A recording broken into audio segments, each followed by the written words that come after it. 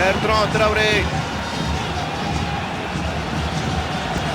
بسرعة يقدموا على اللاعب ما ضربش في الجدار. كرة أخيرة باش يختار القوة يشوط بارسيل. هدف الأول، الهدف الأول لبوركينا فاسو، الهدف الأول لبوركينا فاسو، هدف قاتل في الدقيقة 80. بانسي يدخل ويسجل هدف السبب ويقرب بوركينا من الدار بنسبة كبيرة. 1-0 في وقت قاتل، 1-0 عن طريق بانسي. نادر لماذا غيرنا الفريق؟ لماذا غيرنا التشكيل؟ لماذا غيرنا الاسماء؟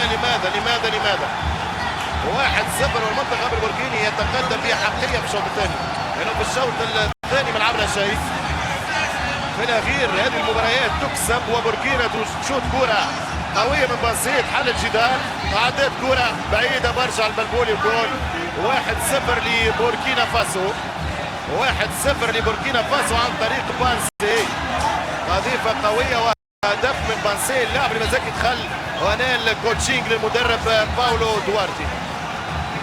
1-0 لبوركينا فاسو اللي هي الأقرب الآن للنسبة